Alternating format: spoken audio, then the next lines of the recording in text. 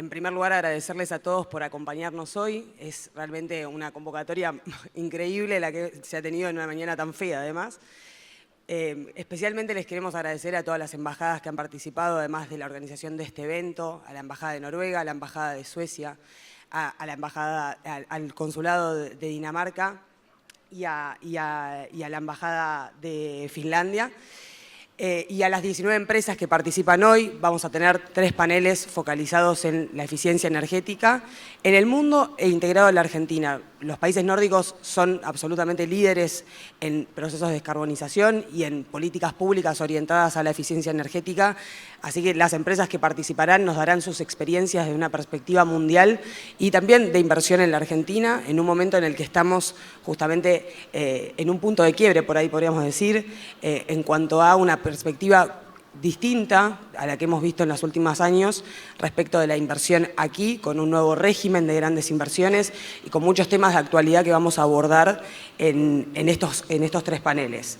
En primer lugar, le quiero dar la bienvenida. Le quiero pedir, por favor, a los panelistas que van a ir estando en los paneles, que se vayan acercando aquí a la izquierda para que puedan ponerles el micrófono. A medida que vayan siendo los distintos paneles. Y primero quiero darle la bienvenida y por favor pedirle que se acerque al embajador de Suecia, Torsten Eriksson, para que nos dé la bienvenida.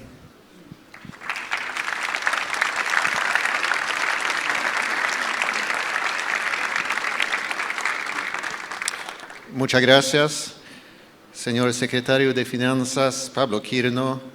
Señor secretario de Innovación, Ciencia y Tecnología, Dario Genua, excelencias, colegas, damas y caballeros. Buenos días a todos y bienvenidos al Seminario de Negocios Sustainable Nordics de 2024. Como embajador de Suecia en Argentina, este año a mí me toca el turno de pronunciar el discurso de apertura en representación de mis colegas con quienes realizamos este evento, es decir, el señor cónsul general de Dinamarca en San Pablo, Lauris Bastholm Refslund, la señora embajadora de Finlandia, Nicola Lindertz, y el señor embajador de Noruega, Halvor Sætre. Muy buenos colegas. Hace más de 100 años, los primeros inmigrantes nórdicos se establecieron en la provincia argentina de Misiones, contribuyendo desde entonces al desarrollo y crecimiento de su nuevo país. Después, los intercambios personales entre nuestros países han crecido en gran medida gracias a las empresas nórdicas que empezaron a establecerse acá a principios del siglo XX. El mundo no es el mismo hoy que entonces, pero los lazos comerciales todavía nos unen. Este seminario se realiza en un contexto global que nos presenta desafíos significativos que refuerzan la importancia de la cooperación internacional y la defensa de nuestros valores comunes. En el marco de la agresión de Rusia contra Ucrania, que ahora lleva 2 años y medio de guerra, en total ruptura del derecho internacional y mostrando menosprecio para la dignidad humana, se ha puesto a prueba la seguridad y estabilidad en toda Europa. Para los países nórdicos, la paz, la democracia, la libertad y el respeto del derecho internacional son principios fundamentales que debemos proteger siempre. En esta situación global, la necesidad de fortalecer alianzas y trabajar juntos entre países amigos es aún más importante, no solo en el tema de la seguridad, sino también en otros ámbitos como la sostenibilidad, la energía y la innovación. Este seminario es una ilustración de cómo los países nórdicos enfrentamos juntos estos temas y una invitación a nuestros amigos argentinos de unirse a nosotros. Los países nórdicos son semejantes, pero no somos iguales. Dinamarca tiene una economía históricamente fundada en la agricultura y pesca, habiendo desarrollado también fuertemente los sectores farmacéuticos, de transporte marítimo y los negocios culturales, entre otros. Finlandia y Suecia tienen su base en los sectores de la industria forestal y de la minería, habiéndose transformado en potencias industriales con un alto nivel de innovación y de conectividad y de utilización de soluciones digitales y de eficiencia energética. Noruega tiene fuertes tradiciones en los sectores marítimos como pesca y transporte marítimo e industrias basadas en sus recursos energéticos. Todos tenemos ambientes vibrantes de startups digitales como la aplicación sueca Spotify, que es una de las más conocidas. Los países nórdicos valoramos la igualdad, la democracia, la innovación, valores que no solo fortalecen nuestras sociedades, sino que también nos diferencian como regiones altamente competitivas a nivel global. La igualdad de género en particular ha sido un motor clave para los altos niveles de participación femenina en la fuerza laboral. También tenemos una larga tradición de diálogo y de cooperación entre sindicatos y empresas, creando una situación donde el Estado interfiere menos que en otros países en los mercados liberales. El resultado es que hoy en día tenemos pocos días anuales de paros por huelga. Creo que es válido llegar a la conclusión de que nuestras sociedades, por ser más equitativas, impulsan la creatividad y la productividad, factores esenciales para la innovación. Y de esa manera nos permiten enfrentar los desafíos globales con una perspectiva única y eficaz. La sostenibilidad para nosotros va más allá de una simple meta ambiental. Se trata de un compromiso integral donde nuestras empresas y gobiernos priorizan la responsabilidad social y el impacto positivo en sus comunidades. Las empresas nórdicas son reconocidas globalmente por su fiabilidad y compromiso con la calidad, lo cual las posiciona como socios preferidos en mercados internacionales. El seminario de esta mañana aborda temas críticos para el desarrollo sostenible y la competitividad económica, incluyendo la eficiencia energética, la descarbonización, las innovaciones en ciudades inteligentes, la economía circular y la transformación en los sectores agrícola y forestal.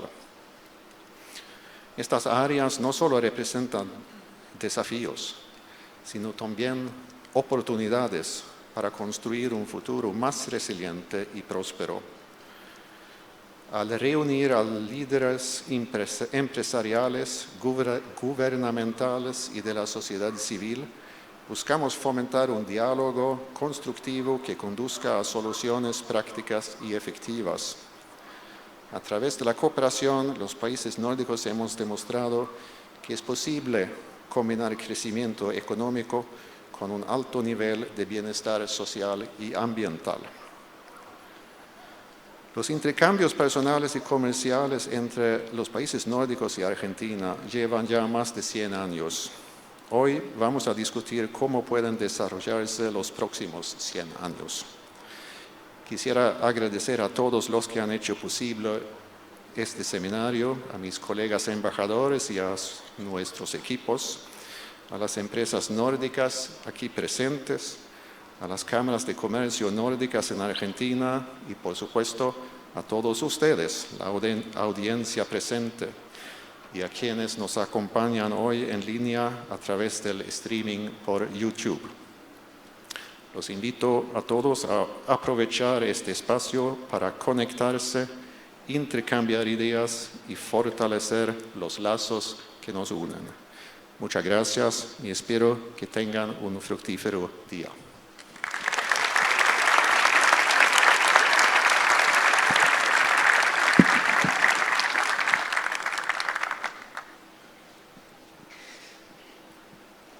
Gracias, embajador Eriksson, y nuevamente gracias a las 19 empresas nórdicas y al Banco Fomplata por apoyar esta iniciativa. También a las autoridades del Gobierno Nacional que están aquí presentes hoy, y justamente le damos la palabra y la bienvenida a Pablo Quirno, el secretario de Finanzas, que nos dará sus palabras de apertura.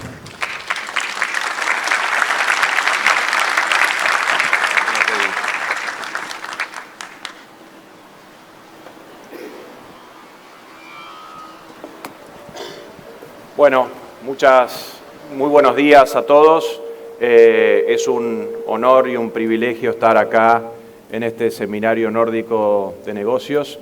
Un placer que está además aumentado por la cercanía que tenemos a mi segunda casa de toda la vida, el querido Club Atlético River Plate.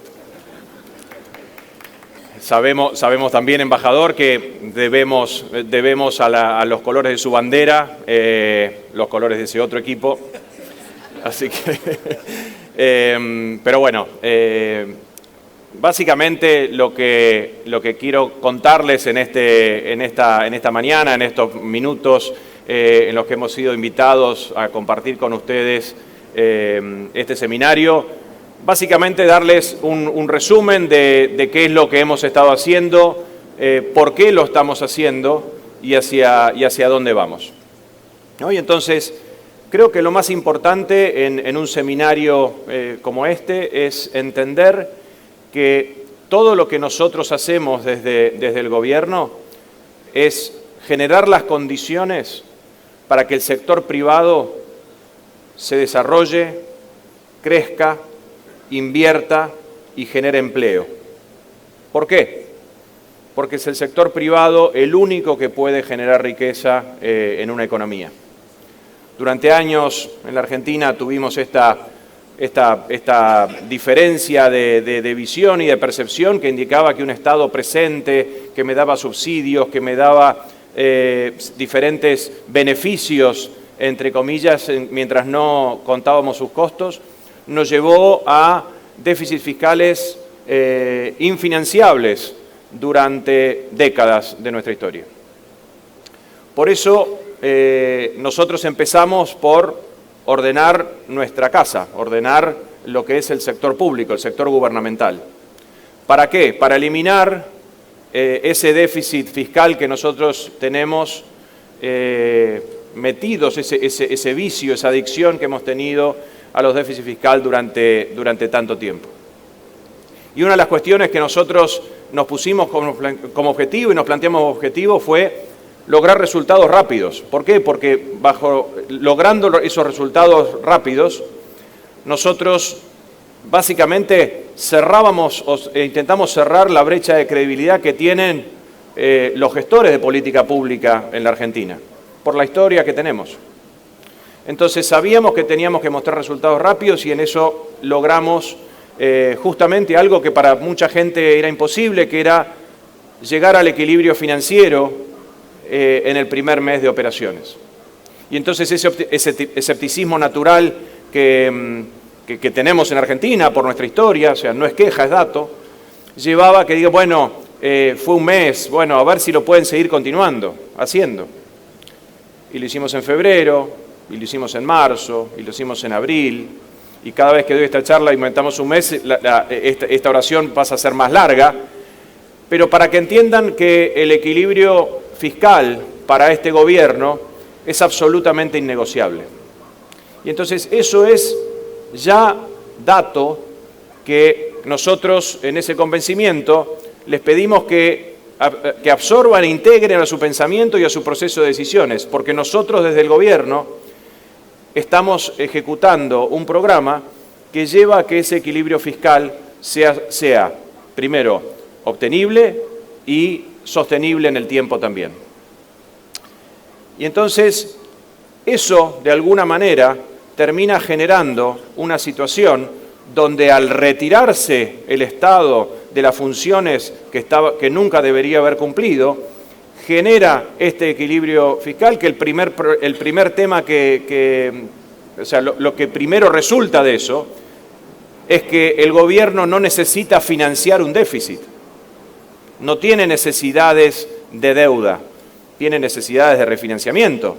Pero ante el retiro y ante la reducción del déficit fiscal, ante la reducción del déficit fiscal y el saneamiento del Banco Central, lo que sucede es que esa reducción de 15 puntos del producto son puntos del producto que se devuelven al sector privado.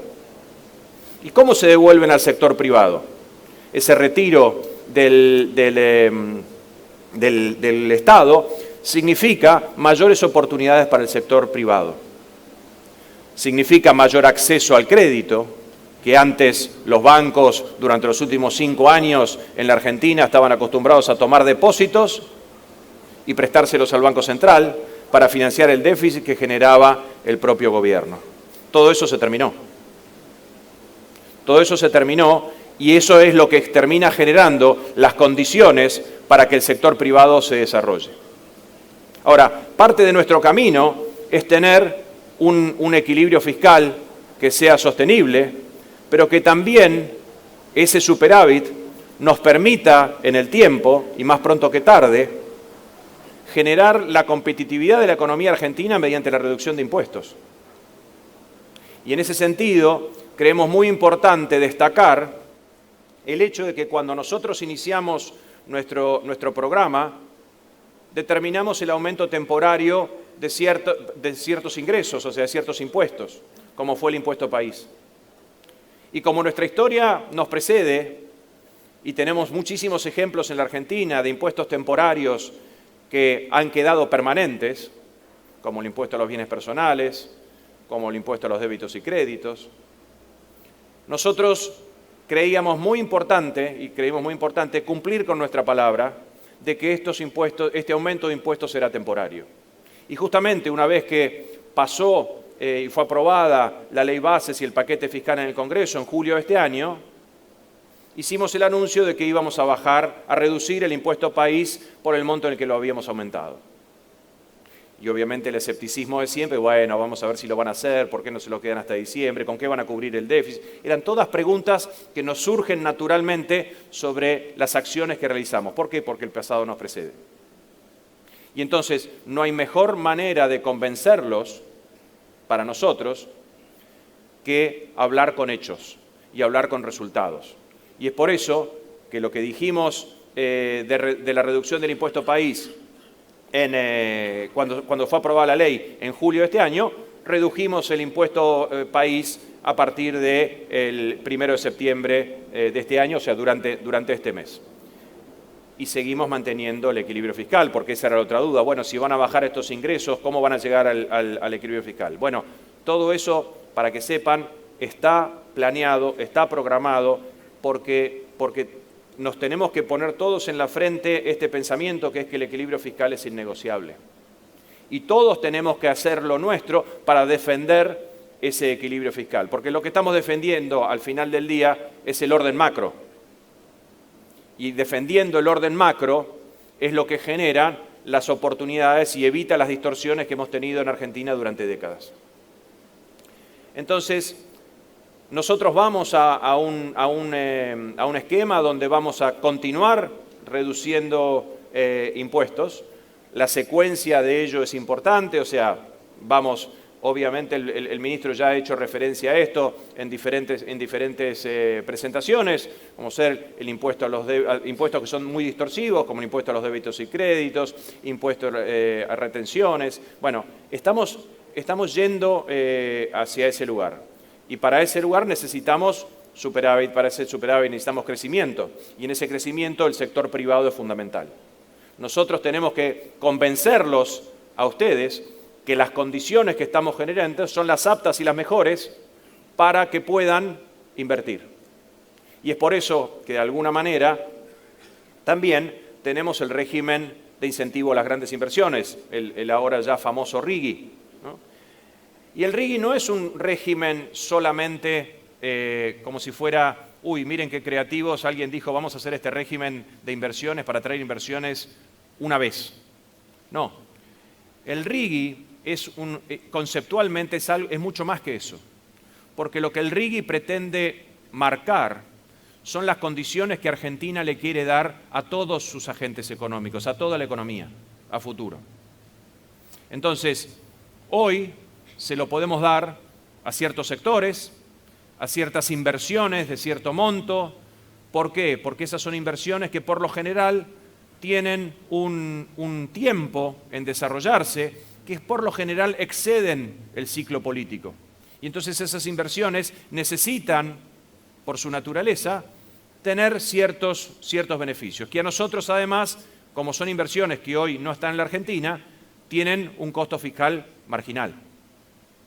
Entonces, Eso es importante entenderlo porque el desarrollo del RIGI termina generando un círculo virtuoso de inversiones que tienen protecciones, que tienen beneficios, que tienen derechos y también tienen obligaciones. Pero esos derechos, esos beneficios y esas obligaciones tienen que ser como señal de que son las condiciones que nosotros queremos ir a toda la economía argentina. ¿Por qué? Porque vamos a luchar por tener una economía que tenga los mayores grados de libertad posibles.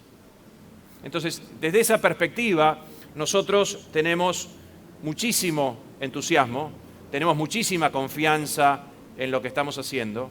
Entendemos que esto es un punto bisagra en la historia argentina, porque nunca ha pasado lo que está pasando hoy en la Argentina. Nunca ha pasado en la historia argentina que un presidente decida atacar el problema del déficit fiscal de raíz. Y no lo hizo por necesidad, sino lo hizo por convicción.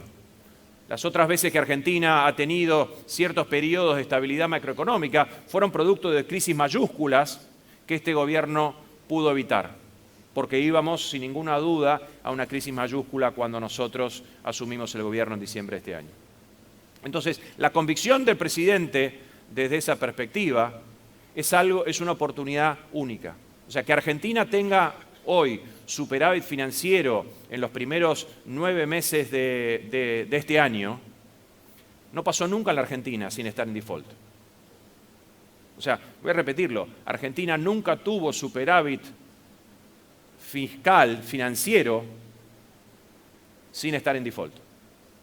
Entonces, las comparaciones que hacemos con otros periodos ya quedan totalmente opacadas en ese respecto.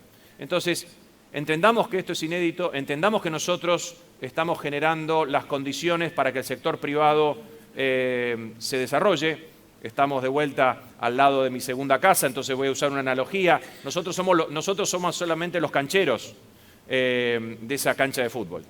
Nosotros marcamos las líneas, ponemos las redes, traemos la pelota, pero los jugadores son ustedes, los protagonistas son ustedes.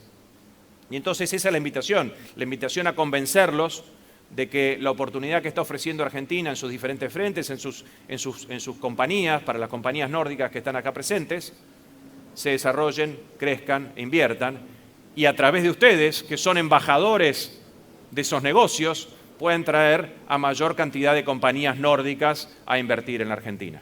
Así que esa es la invitación, los dejo el resto del día, espero que tengan un día muy fructífero en la discusión de los negocios y muchísimas gracias.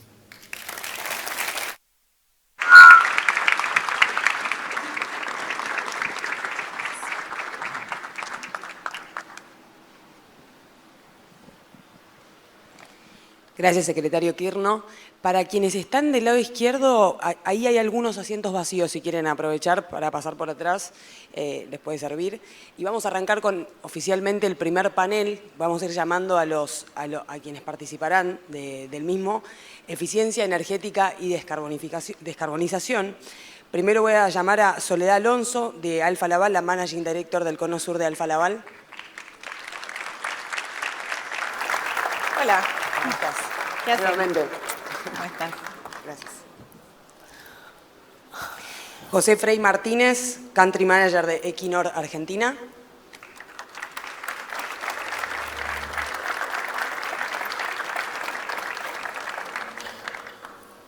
Gracias.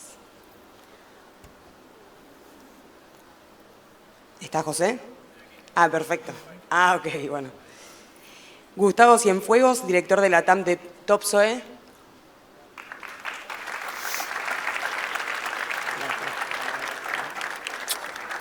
Hola. Ignacio Aguirre, gerente de desarrollo de negocios de Barsalia. Perfecto, ahí se van a ir subiendo. Y por último, Mariela Belkansky, sí, vayan pasando cuando quieran, secretaria de Energía de la Nación.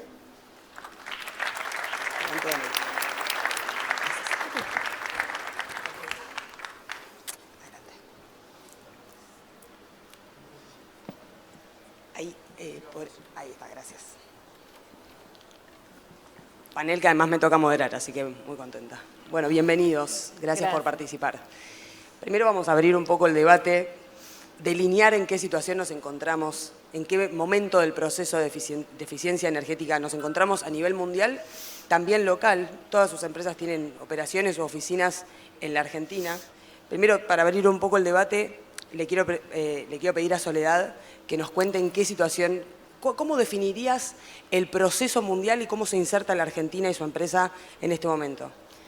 Bueno, pensando un poco en lo que tiene que ver con la matriz energética, cuando uno evalúa la matriz energética de Argentina, más del 80% de la energía se genera a través de hidrocarburos. Y si uno compara con otros países, o sea, hay un 12% creo de energías renovables y un 5% de energía nuclear. Si uno lo compara con otros países, nuestro vecino Chile, yo tengo la oportunidad de trabajar a nivel Cono Sur, más del 50% se genera a través de energías renovables. Y creo que es una gran oportunidad para Argentina, sobre todo por el territorio que tenemos, de avanzar hacia las energías renovables que van a generar un impacto súper positivo en cuanto a la eficiencia energética y al ahorro que produce tener energías renovables, ¿no? Entonces me parece que ahí tenemos una súper oportunidad como país. Sí, José. Bueno, concuerdo con tu comentario, Soledad. Desde el punto de vista de Equinor, yo creo que hay dos parámetros que me gustaría identificar al principio. Yo soy ingeniero y supongo que muchos sabrán que los ingenieros nos gusta delimitar en cierto modo un poco todas las variables. La transición energética tiene muchas variables y estamos viendo que cambian a lo largo del tiempo, a lo largo de las geografías. Pero yo creo que una de las condiciones de contorno que nos estamos dando cuenta en Equinor, después de estar presentes en más de 30 países, es que la transición energética nos va a requerir opcionalidades. Dentro de las opcionalidades tenemos que usar todas las energías que podamos y todas las tecnologías que podamos. Y en ese contexto el oil and gas va a ser muy importante. Hoy en Argentina, como tú comentas, es el 80% y yo creo que va a seguir siendo muy importante y creo que debería seguir siendo muy importante. Pero Argentina tiene un contexto geográfico, energético, tecnológico que permite tener muchas de las opciones que vamos a necesitar en la transición energética, tanto oil and gas como renovables, como litio y demás, talento también, que va a ser muy importante. Entonces creo que desde ese punto de vista una de las condiciones de contorno que nosotros vemos en Equinor son las opciones y Argentina permite realmente tener muchas de estas opciones. Me interesa, tal vez, Ignacio, tu perspectiva sobre cómo se puede insertar la Argentina en este proceso y sus empresas, teniendo en cuenta que todavía estamos en un estadio anterior, parece, ¿no? Parece como si la Argentina está recién tratando de despegar en el proceso de oil and gas o de minería, más que entrar en un proceso de energías renovables. Mío, sí, Gustavo. Gustavo.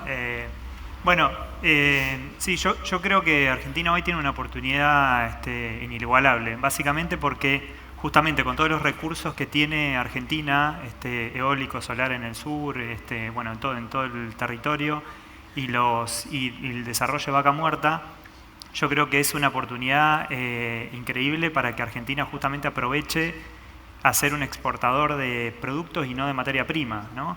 Yo creo que teniendo, justamente hoy el Topsoe, digamos, está muy abocado a los combustibles renovables y para combustibles renovables la materia prima básicamente es el producto de la agricultura, ¿no? Y en eso Argentina es líder mundial. Entonces yo creo que ahí hay una oportunidad enorme para el país y justamente para desarrollar una industria y un producto que va a ser requerido, que es requerido hoy, que va a ser muy requerido. No sé, por ejemplo, SAF, combustible de aviación renovable, es un producto, digamos, súper requerido en el mundo. Entonces, que Argentina se desarrolle como un productor o un líder en este tipo de producto, creo que sin duda la posiciona en otro lugar a nivel mundial, sin duda. Ignacio. Desde Wärtsilä desarrollamos tecnología para exactamente permitir que las sociedades se desarrollen en forma sostenible. Estamos presentes tanto en el sector de energía como en el sector naval, compartiendo la plataforma de los grandes motores. Entonces, con las centrales eléctricas para el futuro, Wärtsilä ya tiene desarrolladas las centrales, por ejemplo, para consumir hidrógeno o para consumir combustibles del futuro, como amoníaco, metanol, y de eso también se puede beneficiar la industria naval. teniendo una demanda de las compañías navieras de reducir las emisiones, Wärtsilä puede proveer la tecnología para que efectivamente consuman combustibles de origen renovable y disminuyan su impacto ambiental. Y después en el sector energético, Wärtsilä, además de los motores, incursionó en el almacenamiento de energía. Hay toda una problemática con la energía solar y la eólica, que la intermitencia del recurso generalmente está desacoplada de la demanda. Bueno, ese bache viene a zanjarse con el almacenamiento en baterías. ¿Qué significa eso? Para ir delineando ciertos conceptos, ¿qué significa que la intermitencia, cómo interactúa con las energías renovables? Por ejemplo, los horarios de salida del sol y de máxima generación solar a veces no coinciden con los horarios de máxima demanda de electricidad. Claro. Por ejemplo, en el caso de Chile está habiendo un gran problema porque la penetración solar fue muy agresiva y el mercado no cuenta con la flexibilidad adecuada. El resto de la matriz no tiene la flexibilidad adecuada para balancear esa oferta y demanda de energía. Bueno, ahí entran los motores flexibles de Wärtsilä o el almacenamiento para permitir que haya cada vez más energía renovable en la red. Claro. Ahí entra el desarrollo tecnológico. O sea, necesitamos más sistemas e inversión en almacenamiento. Exactamente, sí. Para poder tener más energía renovable necesitas más flexibilidad, que puede ser, por ejemplo, con centrales rápidas de gas, que Argentina con Vaca Muerta está muy bien posicionada, o con almacenamiento de energía, que es lo que están usando las principales potencias para continuar esta carrera hacia la generación sin emisiones. Claro. Mariela, ¿cuál es la perspectiva del gobierno sobre esta temática, sobre la problemática de transición o no energética? ¿Cómo lo ven? A ver, la problemática, por un lado se puede ver como una problemática, pero lo vemos mucho más como una gran oportunidad. Básicamente Argentina tiene recursos, como todos los que me precedieron estuvieron destacando, recursos sobresalientes en fuentes renovables. Somos el 8º país en tamaño del mundo y tenemos, digamos, un potencial también bioenergético importante. Tenemos la cordillera, es decir, tenemos potencial geotérmico también, además de sol y vientos, que son como más conocidos para todos.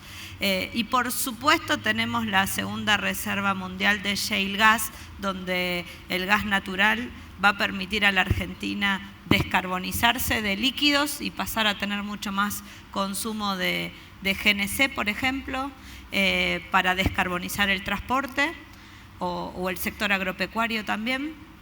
Y el LNG nos permite exportar una solución al mundo que todavía tiene una matriz energética mundial altamente dependiente del carbono, del petróleo. Entonces la transición la vemos como que es una enorme oportunidad para que Argentina haga la propia y para que Argentina sea un país netamente exportador de hidrocarburos bajos en emisiones respecto de lo que hoy consume el mundo. Así que lo vemos como una enorme oportunidad.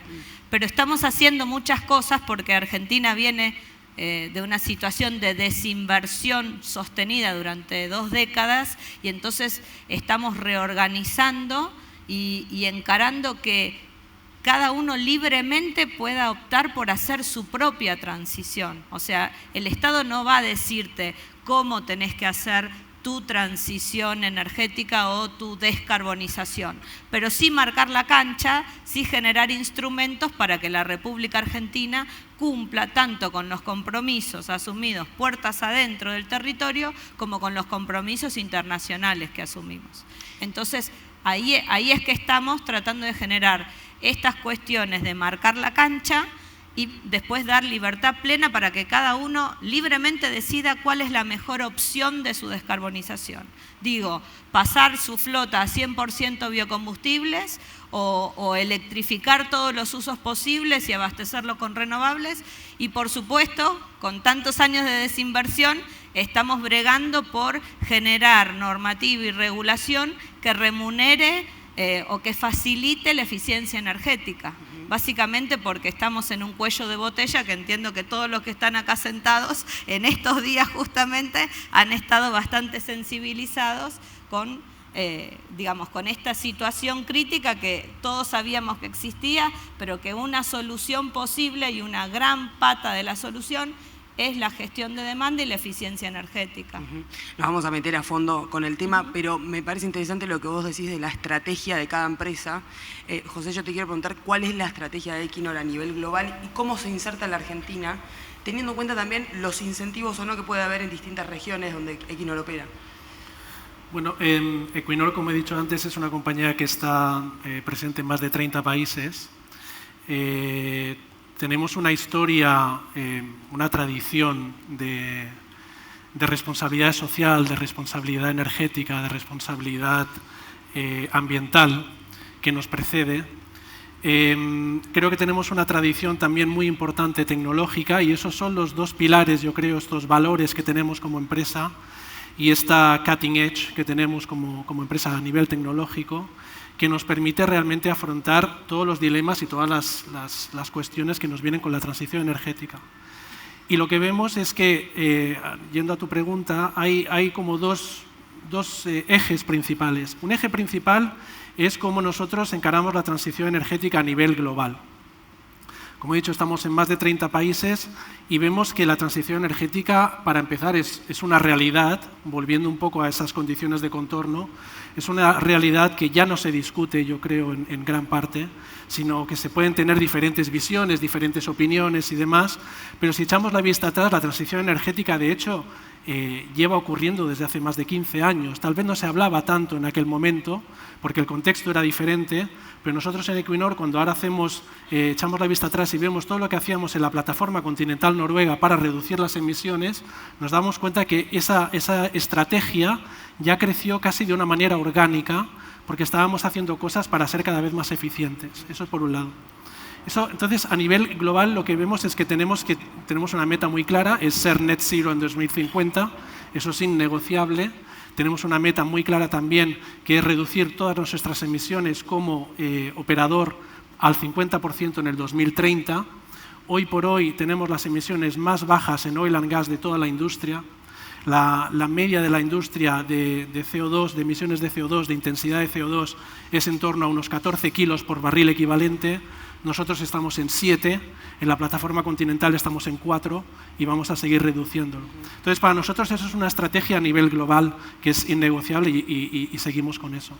Ahora, lo que también vemos es que dentro de todos esos 30 países las condiciones, las realidades y las situaciones son diferentes y lo que aplica en un sitio no aplica en otro.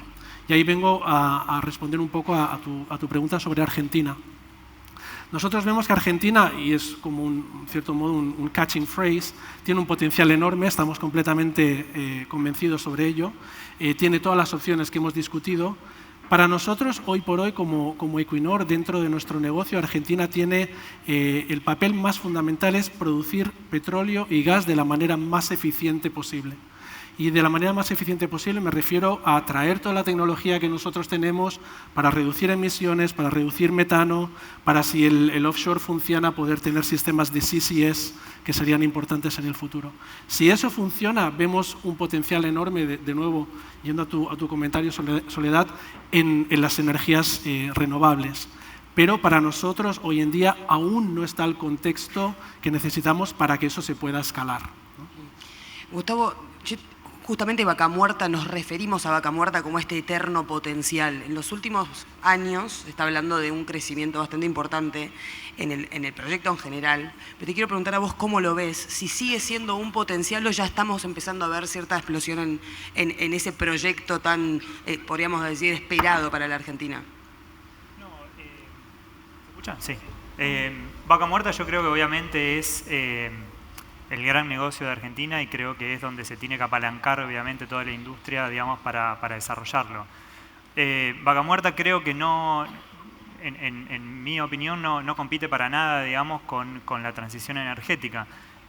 Porque una de las cosas que sí se puede ver, digamos, o sea, en muchos lados donde se ve, como recién decía José, es realmente la transición se tiene que adaptar a la realidad de cada país. Y eso es lo que se ve hoy, ¿no? Creo que a diferencia de quizá 10, 15 años atrás, donde la transición significaba determinadas tecnologías, ¿no? Creo que hoy está muy claro que cada país tiene que encarar la transición energética de la mejor manera y con los recursos que posee cada uno. Si no, estaríamos hablando de apagar todas las refinerías, cosa que obviamente que eso no es posible.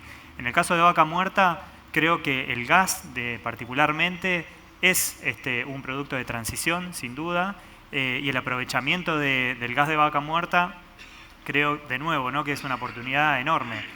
Un gran ejemplo creo que tenemos hoy es un potencial cliente, digamos, particularmente en Argentina, sí, que lo que busca justamente es el aprovechamiento del gas de Vaca Muerta mediante una de nuestras tecnologías baja en emisión de carbono, básicamente con captura y almacenaje de CO2 para producción de fertilizantes.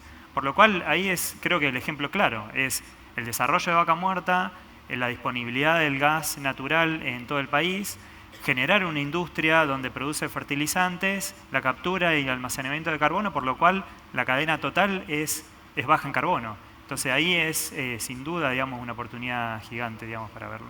Sí, ¿querés añadir algo? Está muy rápida, siguiendo una de las frases que has dicho, Gustavo, porque creo que es muy acertada.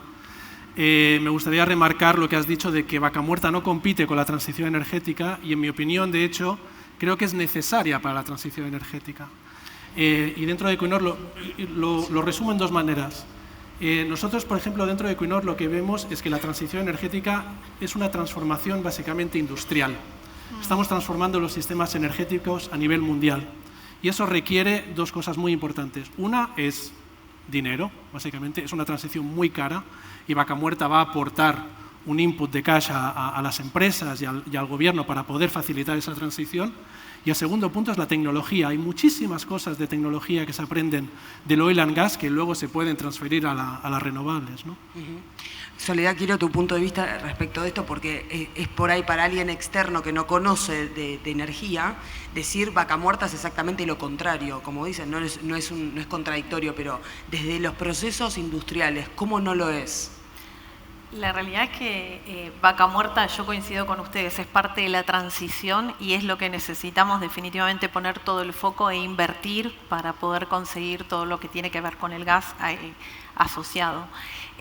Pero coincido que tiene que ser a través de procesos sustentables y si no logramos el 100% de la sustentabilidad en el proceso, a través de compensaciones de carbono, de reducción de carbono, y tenemos que hacerlo de esa manera. Pero me parece que es un motor fundamental para poner a Argentina de pie, Vaca Muerta, ¿no? Así que lo bueno es que tenemos ahora el RIGI que también nos va a colaborar y que estuvimos hablando, y sobre eso también quería hacer un comentario. Es importante tener grandes inversiones de grandes empresas, pero hay empresas intermedias y pequeñas empresas que mueven la industria nacional, entonces también tenemos que acompañar a toda la industria, no solo las grandes inversiones que van a traer dentro de unos cuantos años el beneficio, sino hoy y ahora lo que estamos necesitando, como pueden ser pequeñas colaboraciones de empresas asociadas a Vaca Muerta también, no solamente las grandes empresas, sino todo lo que tiene que ver con el entorno de Vaca Muerta, ¿no? Claro. Bueno, justamente a Ignacio quería preguntarte cómo estás viendo con respecto a tus clientes y en las operaciones que tienen este movimiento, tal vez desde el punto de vista de las pequeñas y medianas empresas, más allá de las grandes que pueden hacer entrar incluso al RIGI, que ahora le preguntaremos a la secretaria. Sí, primero un comentario de la disociación entre el gas y la transición. Sí. Yo coincido con los colegas que es fundamental el gas para la transición. Por ejemplo, el sector de transporte, como decía Mariela, muchas flotas de camiones ya están pasando de gasoil a gas con una reducción importantísima de emisiones. Lo que es transporte naval o fluvial en la hidrovía, hay un potencial gigantesco también de desplazar combustible líquido por GNL para la hidrovía. Eso sería una mejora en transición espectacular. Y después en la generación de energía eléctrica todavía tenemos alguna generación con carbón o con combustibles líquidos en Argentina, que el gas mejora sustancialmente ese impacto ambiental. ¿Sí? Después, con nuestros clientes, en general nuestros clientes de centrales eléctricas son clientes grandes, pero los clientes más del sector marino, hay mucha pyme y empresas medianas y mucho impacto en empleo y mano de obra que si reactivamos mediante una política que baje del estado de la transición y genere los lineamientos para inversiones a largo plazo, permite que las empresas hagan inversiones, hagan recambio tecnológico, eso genera empleo, genera actividad de construcción, mantenimiento, con lo cual el impacto es directo. ¿Sí? Mariela, ¿cuáles son los ejes para vos para justamente que las empresas tomen la decisión, más allá de que tengan la intención de invertir tanto en Vaca Muerta como en otros proyectos de energía en la Argentina? A ver, nosotros venimos trabajando desde el comienzo de la gestión, tratando de decir, tenemos que marcar la cancha y no queremos decir qué tenés que hacer, pero sí Argentina tiene un compromiso en el marco del Acuerdo de París y nuestra mirada es que ese compromiso no es del Estado, el compromiso es de la República Argentina y la República Argentina somos todos, pero sí es función del Estado generar los instrumentos para que la República cumpla.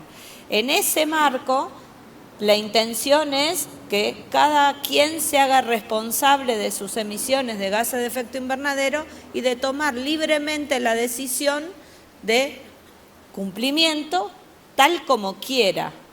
Entonces, nosotros venimos trabajando para poder establecer un cap and trade de derechos de emisión de gases de efecto invernadero como mínimo en el sector energético, pero que aspiramos a que estén involucrados todos los sectores, básicamente. Hoy por hoy, dentro de las misiones y funciones de esta subsecretaría, está el asignar derechos de emisión al sector energético y de establecer ese cap and trade en energía. Eso en gran medida lo que va a decir es, señores, tenemos que desarrollarnos porque queremos ser un país netamente exportador, no queremos, digamos, que esto sea una barrera, sino que sea, al contrario, una oportunidad, y entonces desde la subsecretaría lo que venimos trabajando mucho es en identificar medidas que son costo efectivas o curvas de abatimiento negativas, o sea, donde en realidad lo que estás haciendo es mejorar la productividad. Por ejemplo, lo que decían, no va a haber oil and gas exportable que no cumpla con metas, digamos, de las propias compañías. Digo, sus casas matrices o sus accionistas les están imponiendo que tengan metas de disminuir emisiones fugitivas de metano. Por decirles un dato, la cantidad de gas natural o de metano que se está venteando libremente equivale a 14 días de consumo de Argentina de gas natural. Abatir ese venteo es absolutamente costo efectivo.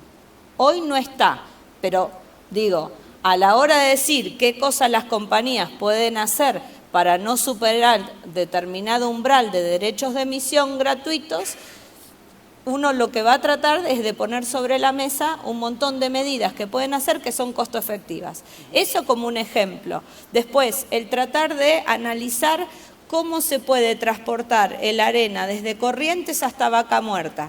Dejemos de usar gasoil para ese transporte de arena para el fracking. Usemos GNC o GNL. Digo, las emisiones se reducen en un 65% respecto del gasoil. Para eso es que estamos trabajando, para identificar medidas costo efectivas para que las compañías puedan decidir implementarlas, porque no le vamos a decir vos hace eso, pero sí darles el abanico de soluciones que son costo efectivas y que nos van a permitir aumentar la productividad sin tener un mayor impacto ambiental, porque la demanda nos quiere comprar hidrocarburos pero bajos en emisiones. Claro, una cosa sería invertir en general, otra cosa es invertir sustentablemente. Esa inversión sustentable la plantean desde el punto de vista de los incentivos más que de las obligaciones de las empresas. No, lo que sí hemos hecho es un programa de reconversión y eficiencia energética que es tanto para usuarios residenciales como para usuarios industriales, donde ahí Banco Nación, como un brazo ejecutor o que va a ayudar a las políticas públicas, está dando un financiamiento no con aporte, digamos, fiscal, pero sí que Banco Nación dentro de su operatoria decide, en vez de priorizar, no sé, dar préstamo para cambiar el auto, es dar un préstamo con condiciones preferenciales para todo lo que tenga que ver con materiales, bienes y equipamiento asociados a eficiencia energética. Básicamente, comprar paneles solares. Sí, paneles solares o inversores. ¿Por qué? Porque permiten disminuir del orden del 15% de pérdidas que tenemos en el sistema de transporte y distribución eléctrico. Entonces, digo, si esas son pérdidas que no nos están produciendo nada y que en definitiva nuestra matriz eléctrica tiene un 50% de participación de generación térmica con combustibles fósiles. Si podemos evitar en definitiva esa pérdida del 15%, es mucho más eficiente la autoproducción. Entonces ahí sí, el Banco Nación decidió, en concordancia o en un convenio con la Secretaría de Energía, lanzar esta línea de financiamiento. Y quiero decir que también firmamos un acuerdo que esta semana se va a publicitar con el Banco de Valores, que es el mercado de capitales, justamente, que suscribimos un convenio con la Secretaría de Energía para que el mercado de capitales de la Argentina también ponga, digamos, su cabeza para estructurar financiamiento para extensión de redes y todo lo que tenga que ver con inversión en transición energética y, por supuesto, ahí está la eficiencia, las renovables, los biocombustibles, Sustainable Aviation Fuels, hidrógeno verde, etcétera. José, vos mencionabas que desde la perspectiva global la empresa ha hecho un crecimiento orgánico en sus objetivos de sostenibilidad. ¿Cuánto crees, desde tu experiencia, que ha sido por regulaciones desde el sector público, hablando de esta, digamos, cooperación entre ambos, cuánto ha sido por el sector público y cuánto ha sido iniciativa de las empresas privadas?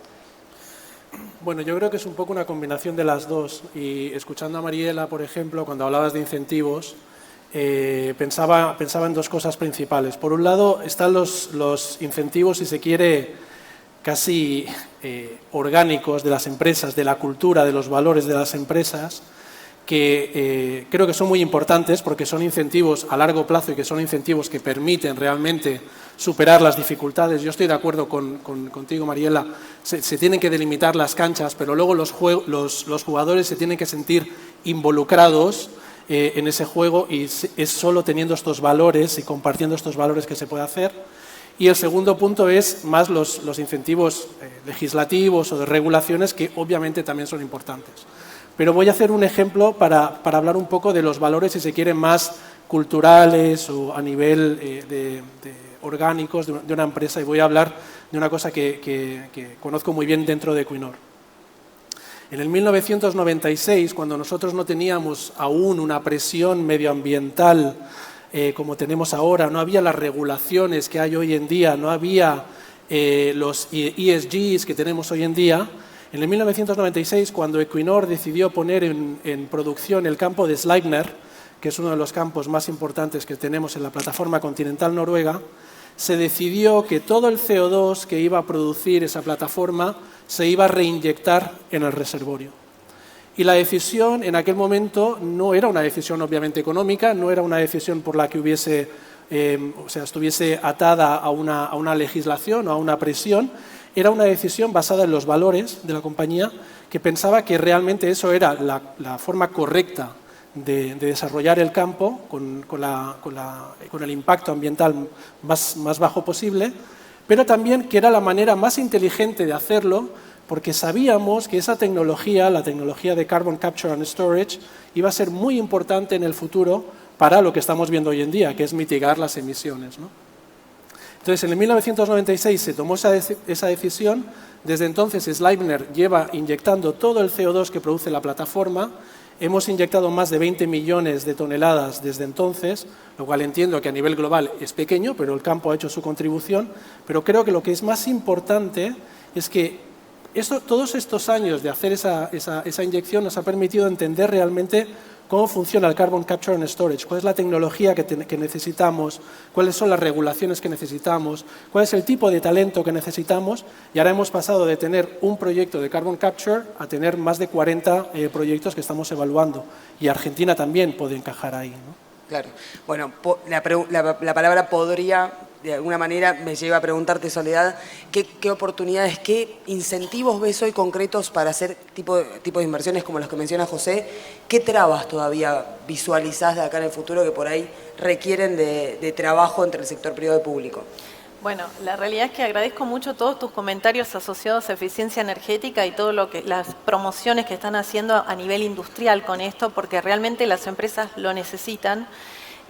Cuando hablamos de eficiencia energética, hablamos de no solamente de las nuevas tecnologías que mejoran la eficiencia en la performance, sino hablamos también de mantener las plantas en condiciones. A veces tenemos eficiencia energética con tener una planta con auditorías en donde performa perfectamente.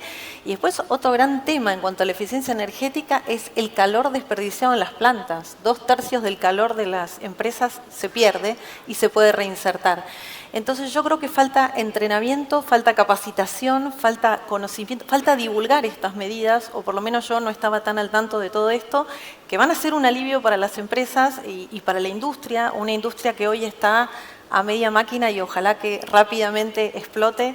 Y esto va a ayudar un montón, así que te agradezco mucho. Me parece que el diálogo es muy importante entre el sector privado y el sector público, para alinearnos en cuanto a un objetivo común, ¿no? Con políticas comunes. Es la única manera de sacar esto adelante.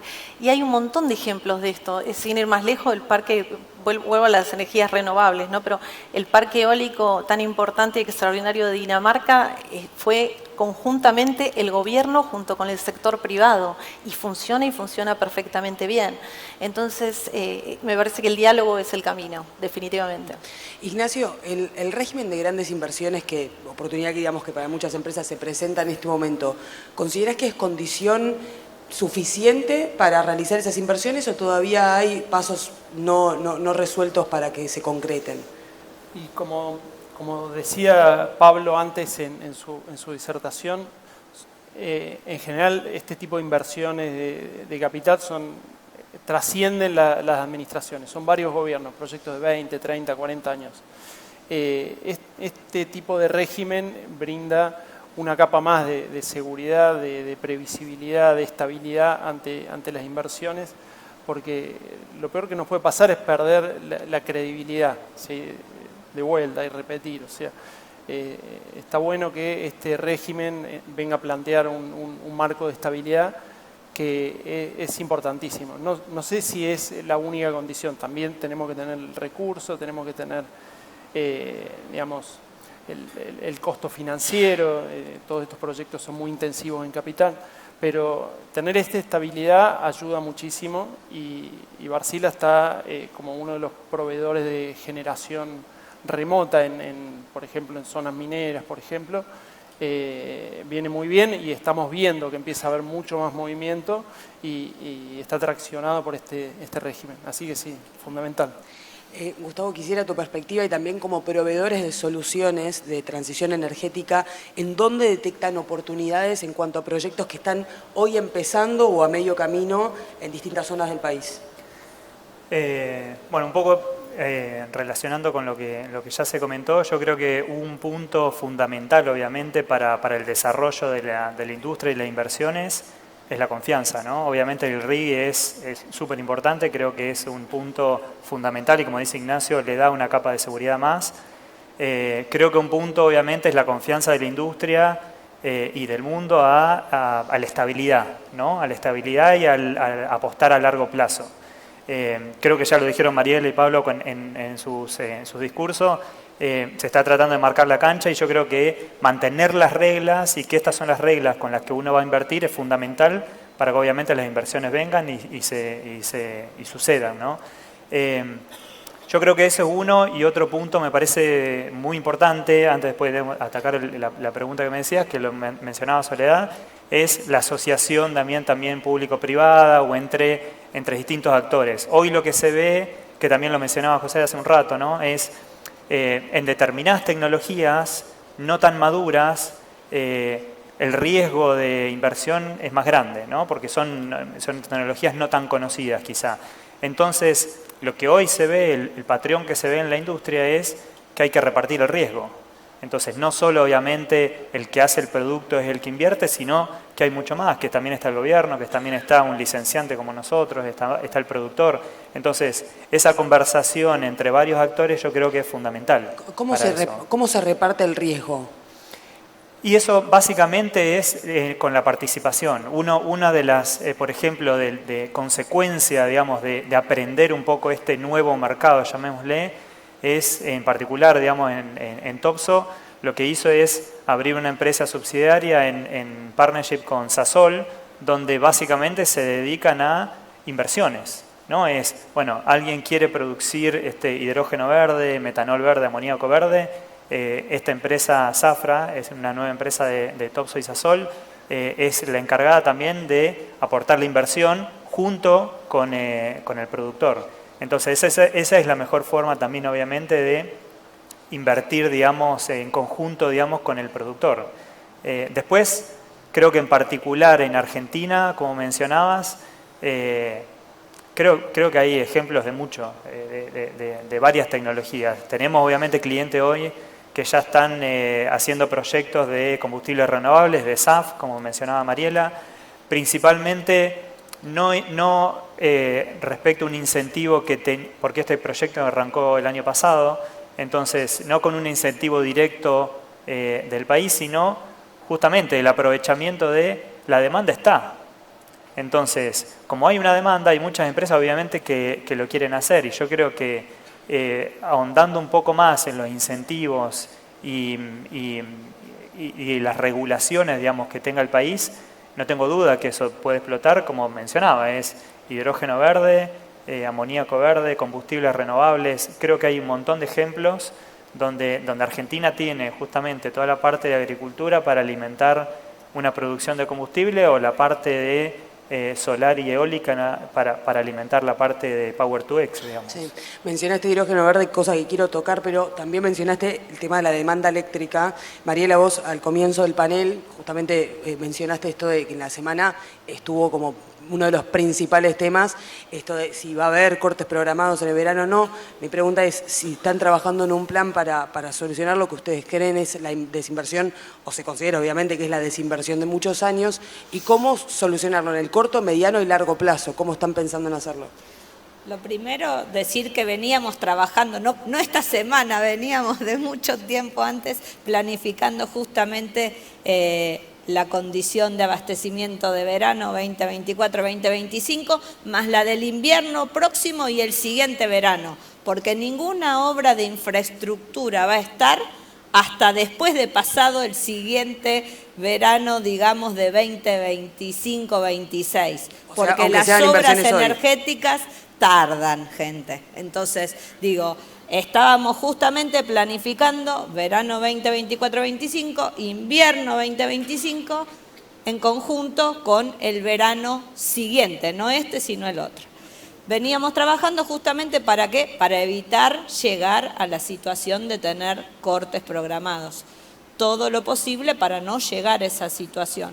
Y hay, digamos, una resolución que esperábamos que saliese esta semana, y si no saldrá a comienzos de la próxima, pero justamente enfocando y dando señales de medidas en el sector generación, sector transporte, sector distribución y sector demanda. En los 4 sectores hay medidas previstas en la resolución que saldrá publicada en los próximos días, dando incentivos y señales de mercado para que la demanda actúe, el sector generación tenga posibilidad de hacer inversiones, por ejemplo, para unidades que estaban al fin de su vida útil y que tengan una remuneración que valga la pena, que hagan el mantenimiento para estar operativas o disponibles hasta abril del 2026, señales para que los que tienen, digamos, autoproducción tengan incentivos para el almacenamiento, para gestionar demanda, pero tratando justamente de que con la sumatoria de todas estas acciones no haga falta que haya cortes, digamos, pero que la demanda también sea una demanda activa, ¿no? Claro. Y en el mediano plazo, ¿qué nivel de inversión se requiere en el sector y cuánto de esa inversión creen o se estima que puede ser sustentable para generar sustentabilidad en el sistema para el usuario, no para el consumidor? A ver, la demanda eléctrica viene en crecimiento y como esperamos que repunte mucho la economía, va a haber mucha más demanda. Así que la verdad es que entendemos que con las reglas de juego ya planteadas de régimen de incentivo a la iniciativa privada y el RIGI, Básicamente están las condiciones que como Estado podemos plantear, que son reglas de juego, ¿no? Y también el acuerdo con Banco de Valores, que es poner a disposición del sector energético el mercado de capitales, no solo el financiamiento, digamos, tradicional, sino el mercado de capitales, que muchas de las compañías que hoy han invertido en renovables han hecho cosas con Banco de Valores. Bueno, lo que estamos tratando es de acercar a muchas más compañías para que las inversiones en transporte, en distribución, en generación y de gestión de demanda tengan un lugar que entienda de la problemática y que lo que haga falta que el Estado regule en lo mínimo indispensable, ¿no? Estamos a disposición, porque plata no tenemos, y eso está claro. Pero sí tenemos músculo, cerebro y capacidad de escucha para generar, desobstaculizar lo que al que va a tener que hacer la inversión está identificando. Por decir algo, el tema de todo lo que es ampliación de transporte para abastecimiento de proyectos mineros, tiene como cuello de botella que esas líneas de transporte desvinculadas del sistema interconectado necesitan una regulación de Secretaría de Energía para asimilar que tengan derecho a la servidumbre de electroducto, porque no es para un servicio público, sino para abastecer a X proyectos mineros. Claro. Eso es regulatorio y eso es una barrera que hoy existe que no va a existir más. Bueno, estamos lamentablemente llegando al final del panel, pero me gustaría un cierre de cada uno porque hablamos mucho de las oportunidades y de también los impedimentos. ¿Qué es lo que visualizan a futuro? Hay cuestiones regulatorias, hay cuestiones cambiarias, hay cuestiones de inversión, cuestiones de estabilidad económica. Hay muchos pilares en cuanto a invertir en eficiencia energética y descarbonización. ¿Qué es lo que pondrían la prioridad, el eje de acá en los próximos años para que se concreten estas inversiones? Empiezo por vos, José. Bueno, volviendo un poco a cómo había empezado, obviamente dentro de la transición energética argentina, yo creo que tiene una posición realmente envidiable por todas las opciones que tiene, desde el oil and gas a las renovables, al litio y demás, a la industria, al talento. Para pasar del potencial realmente a la atracción y a que eso se ponga en valor, yo creo que para Equinor, y voy un poco a lo que tú has comentado antes, Ignacio, necesitamos previsión, largo plazo. Estamos hablando de inversiones a 20, 30, 40 años. Entonces necesitamos un marco regulatorio que nos marque la cancha, que nos permita jugar y que sepamos que va a ser la misma cancha con la misma pelota en los próximos 20 o 30 años. Eso para nosotros es muy importante. Si eso estuviera in place, digamos, para una compañía como Equinor, entonces se abren un montón de oportunidades en un país como Argentina porque puedes empezar a trabajar con todas esas opciones. No solo en el oil and gas, pero sino en las renovables, en litio y demás, ¿no? Entonces la palabra que yo diría o la frase que yo querría dejar es predictibilidad, ¿no? Sobre todo a largo plazo. Eso es lo que necesitamos. Gustavo, tu perspectiva y cómo lograr esta previsibilidad, ¿qué daría las garantías de que de 20, 30 años esa inversión va a seguir con las mismas condiciones? Bueno, yo creo que un poco baso en lo mismo, ¿no? Para que las inversiones estén, yo creo que sin duda, digamos, hay que dar un marco de confianza que se sostenga a lo largo de los años. Eso es imprescindible, digamos, para que la industria se desarrolle y justamente genere todo el potencial que tiene. Yo creo que ese es un punto fundamental, que ya creo que lo hablamos bastante, incentivos y un marco regulatorio claro a largo plazo. Y creo que el otro punto, vuelvo a insistir, es el partnerships, digamos, o las asociaciones público-privadas, donde realmente ahí se desarrollan habilidades donde se aprovecha, digamos, el potencial de cada uno de los sectores o de cada una de las industrias. Soledad, tu opinión y cómo hacer que esa confianza se traslade a décadas. Ay, qué difícil me la pones, está difícil. La verdad que yo suscribo lo que dijeron ustedes porque es cristalino. Si no hay reglas claras, si no hay normas claras, si no hay confianza, difícilmente podamos avanzar. Me gustaría agregar una cosa más que tiene que ver con el diálogo, con un diálogo abierto entre el Estado y las empresas privadas. Porque podemos tener la confianza, podemos tener el marco regulatorio, pero nada es estático, todo va moviendo. Y si no hay un canal de diálogo en donde en un par de años haya que corregir el rumbo, va a estar muy complicado porque vamos a volver a una situación rígida. Así que espero que con estos incentivos se sostengan en el tiempo por mucho y que seamos la potencia que realmente podemos ser, ¿no? Argentina, con todos los recursos naturales que tenemos. Ignacio, voy por vos primero, dejo a Mariela al sector público para el final. ¿Cuál es tu perspectiva sobre esto? Sí, coincido con los colegas, fundamental la previsibilidad, fundamental la estabilidad de la cancha, que no se incline, que la cancha no sea más angosta, que un arco se haga chiquito así, que sea previsible.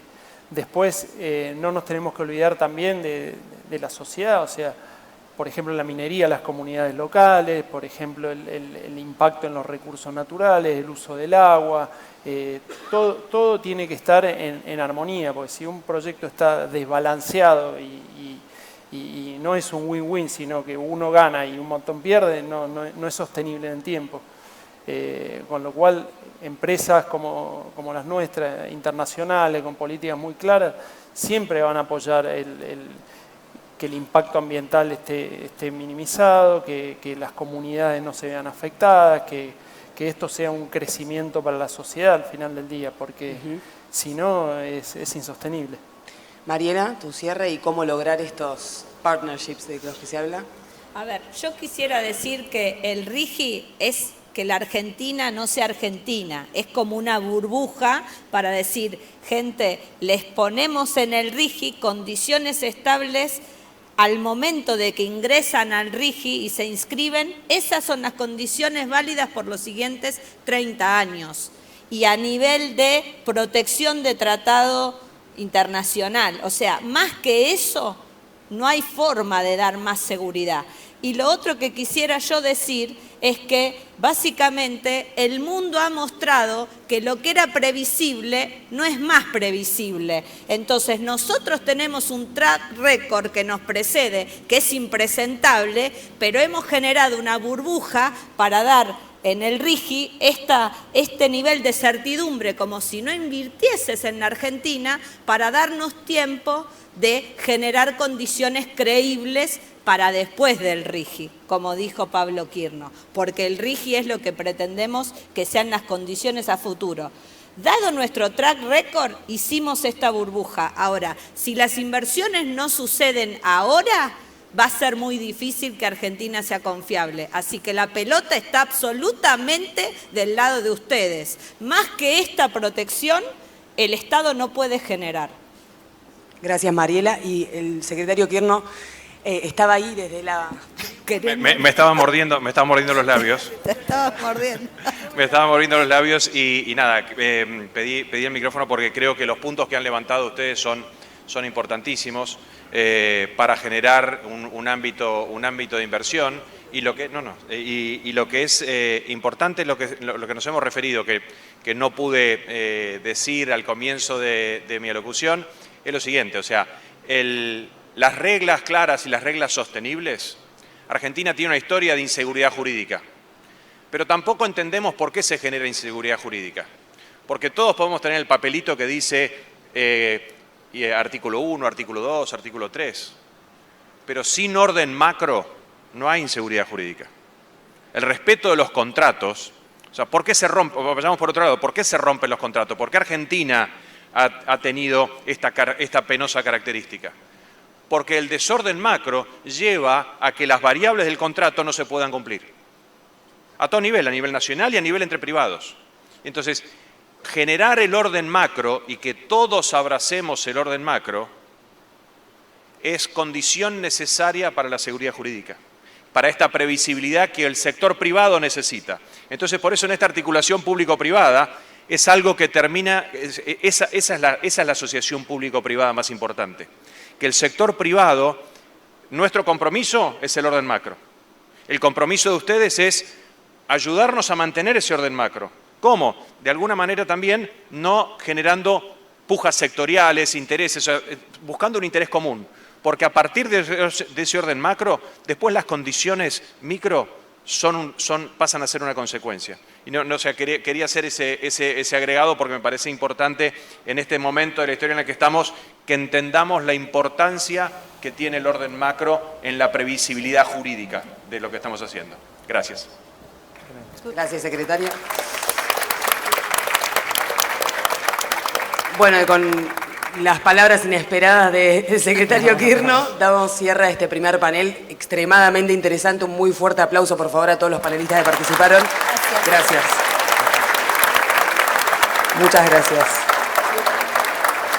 Bueno, los invito un segundo a sacarnos una foto aquí debajo y mientras le paso la posta a mi colega Gonzalo Báñez, que va a moderar el segundo panel, Innovaciones en Ciudades Inteligentes y Economía Circular.